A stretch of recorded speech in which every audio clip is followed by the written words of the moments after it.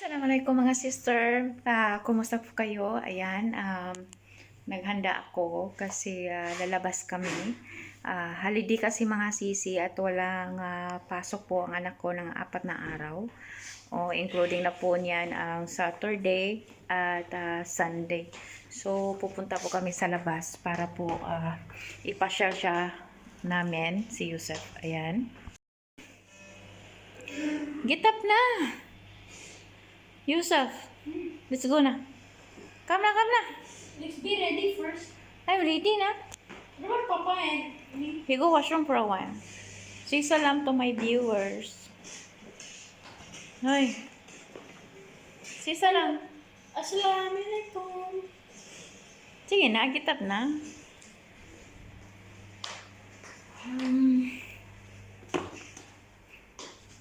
Ayan pala yung bago kong kurtina na tinahi. Ayan.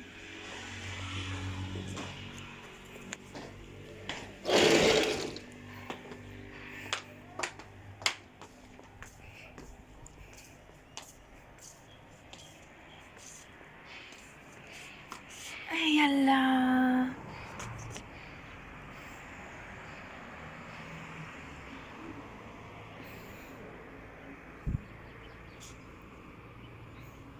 Down. Go na. You're the one touching the wall. That's why it's messy. Go na, go na. You go first. You did not take your cup? It's not here. Get to your papa cup. Ito pala sisi, itong nilagay na steel sa motor ay para po ito protection sa tali ng yung kites ba. Sa saranggola. Ayan. So lalabas kami mga sisi, dadalhin namin siya sa labas. Pinutulan ko ng mga sanga yung malunggay mga sisi para magkaroon po siya ng mga dahon. Kasi next week, parang hindi na siya masyadong malamig. Yung mga halaman ay unti-unti nang bumabalik sila sa kanilang mga buhay. Yun bang hindi na sila nalalanta. Oo, kasi mostly po sa mga tanim pag winter mga sisi, nawala yung mga dahon. Kaya ngayon ay parang unti-unti nang bumabalik. So, kailangan ko talagang putulan yung aking malunggay para naman magkaroon ng bagong dahon. So, ngayon ay pupunta kami sa Eiffel Tower. You eating Yeah. cloves? Mayroon din kami dito nga parang Paris Cloves? mga sister. Oo, Go na. napakahaba ng napakahaba ng lalakbayin papuntang Paris. Pero dito ay lalakbayin lang namin ng mga 5 to 7 minutes. Oo, may Eiffel Tower dito. At ang dami pong mga tao dito kapag holiday mga sisi. Ngayon kasi ay walang pasok itong anak ko. 4 na araw, including na po iyan sa Saturday at sa Sunday. Kasi may festival dito. Ano kasi sila mga sisi, gumagawa sila ng festival para sa mga saranggola at yung iba pa nga ay may competition. Kaya ngayon po talaga mga sisi, mostly sa mga shop ay close po talaga mga sis. Ang iba din kasi ito kasing saranggola mga sisi, yung tali niya ay napakadelikado. Kaya para maiwasan ay yung iba talaga ay hindi pumupunta sa mga kalsada. Kung pupunta ka man ay yung motor mo ay dapat mayroon pong protection na steel sa harap para hindi ka maano kapag may aksidente na bababa na mga yung tali sa saranggola ay hindi ka matamaan. Kasi last year mayroon pong isa talagang video na nakikita namin sa internet na ang lalaki ay bigla po talaga siyang tumigil, hindi na siya kumibo. Yun pala, mayroon palang tali sa saranggola sa liig niya. On the spot talaga sisi, namatay talaga siya kasi yung tali ay napaka-sharp kasi niyan. Para siyang wire ng napakaliit talaga, ganun ba? Kaya delikado siya. Kaya kailangan talaga yung motorsiklo natin, yung mga motor, ay meron po talagang siyang protection sa harap na steel para di ka matamaan. Kapag wala kang ganyan at pupunta ka sa city, ay makapinalty ka pag nahuli ka. Kaya for the safety lang kami, kaya nagpalagay na kami ng ganyan dito mga sisi.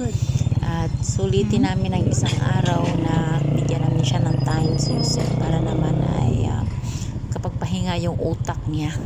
Kasi wala din siyang ngayon, pasok sa kanyang tutor. Wala din, nag-holiday din.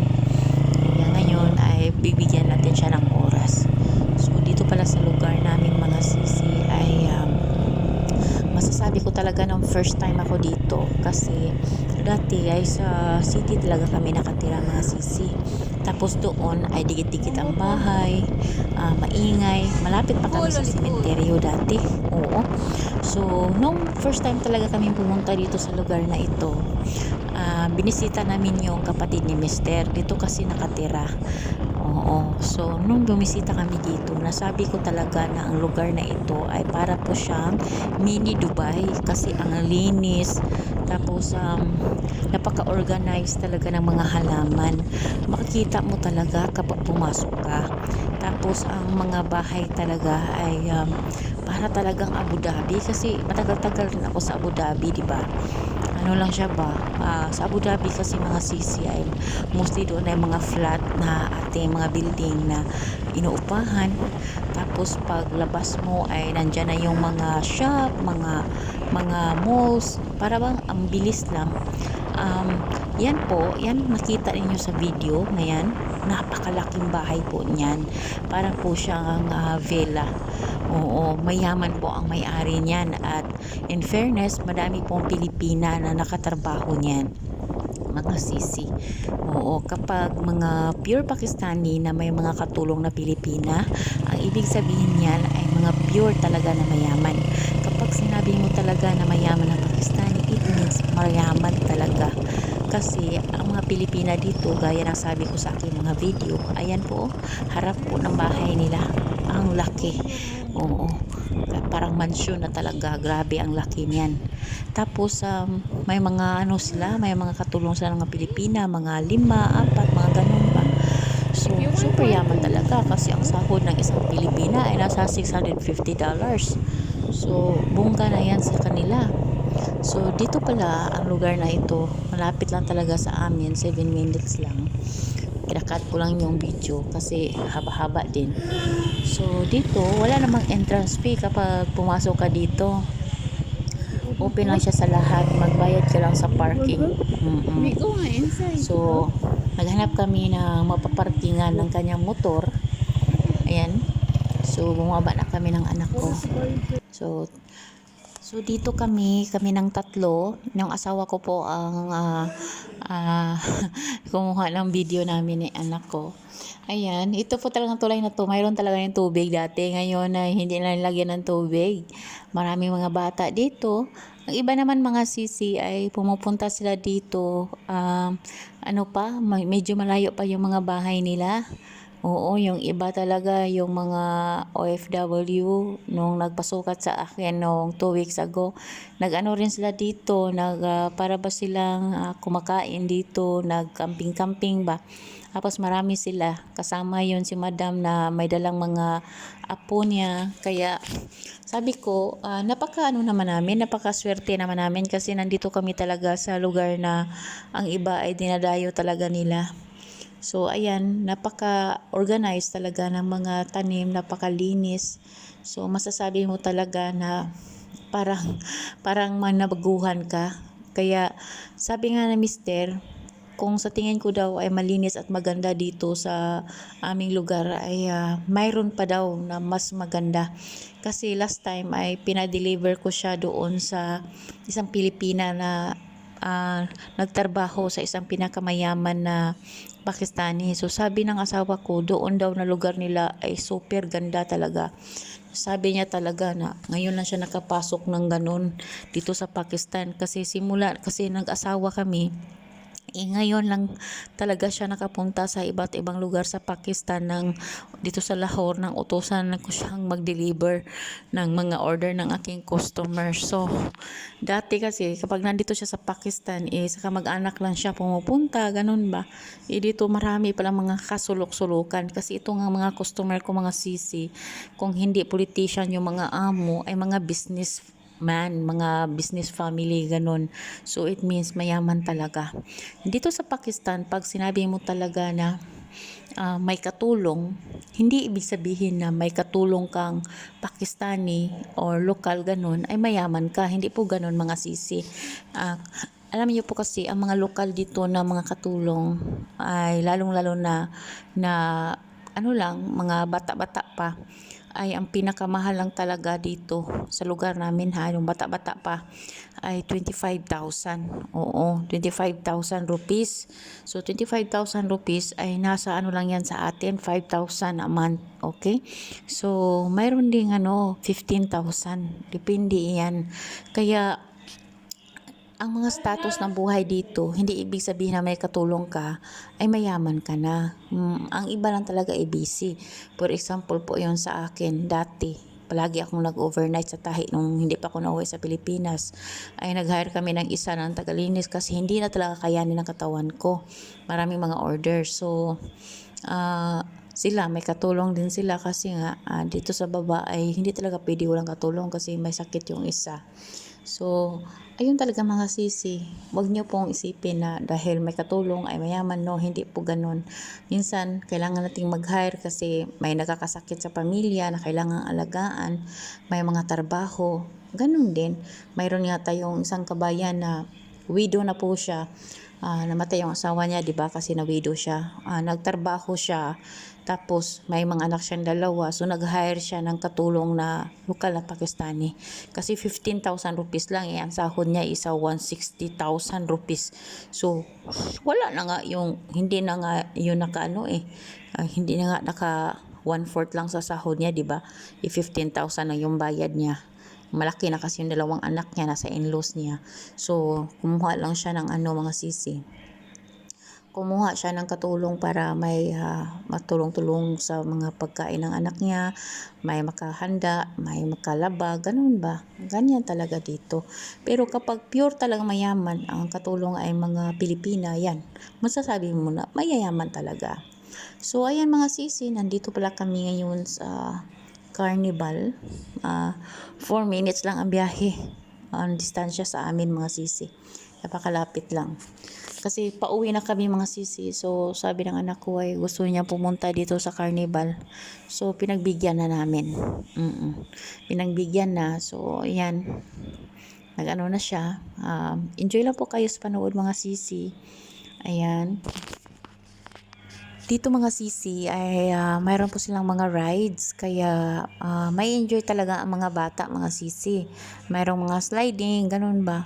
So, gustong-gusto niya pumunta dito kaso busy siya sa school. So ito mga sisi ay pinapakita ko po sa inyo. Ayan, malawak po talaga ang na ito, amusement park. Meron po sila dito na nagsusnow sa ilalim po. Oo, doon sa para ba siyang mall, pero nandun po ang mga sliding sa mga maliliit na bata. Mayroon din silang snow doon na papasok ka. Sabi ko sa kanya, ang lamig na nga, tapos gusto mo papasok ako doon. Good lang po iyan pag summer. So, ayan mga sisi, dito kapag pumasok ka mga sisi, meron ka pong babayaran. Itong asawa ko, kumuha siya ng 1 year Smell is na nice. promo, kaming 3 card po siya. Para po ay every time pag pumunta wala nang bayad, tapos unlimited lang siya. Oo, yung 3 card po ang nabayaran niya is 18,000 rupees. Yung 3 card, isang taon na yun.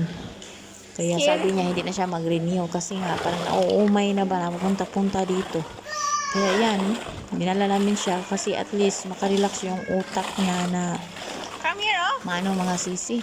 Yun bang makarelax man lang kasi pag nasa bahay, kapag wala namang nagtuturo ang teacher niya sa mga gawain niya sa school, ay naglalaro kung di nanood ng TV. Kaya yan, dinala namin dito para naman ay makapag-relax siya sa gadget at kung anong gusto niya i-explore dyan, kahit magtumbling pa na dyan or anong gawin niya, okay lang, walang problema. Sabi ko sa kanya, kahit magano ka dyan, mangungumay ka dyan, anong gagawin mo, walang problema. Naghintay lang ako, inaantok pa ako mga sisi. Iba talaga kapag mayroon tayong yung may edad na talaga tayo, kasi hindi na tayo na-enjoy sa ganito, para lang talaga sa mga bata. Napaka-enjoy niya mga sisi, nababagot ako. Actually, natapos kami dito 1 oras talaga. Have their Hindi menu? ako nakita ng asawa ko na para na akong matutumba sa kaantok. So, hindi nag-aya na mga umuwi. Pero sa totoo lang, si Yusef ayaw pa niyang umuwi. Gusto pa niyang libutin lahat talaga ng mga slide, mga ang dami-daming bola. Sabi ko, Diyos ko Lord, babalik tayo next time. Oo. Ngayon lang ko lang talaga siya binigyan ng oras sila every week, kasi gusto ng asawa ko may isang araw na hindi ako magtrabaho. Kaya pinagbigyan ko na sisi. So, ayan, yung batang yan, yan naman ang request niya. Pagbigyan na natin. Oo, nakakatuwa din naman tingnan at nakakagaan ng pakiramdam kapag lumabas tayo, o 'di ba?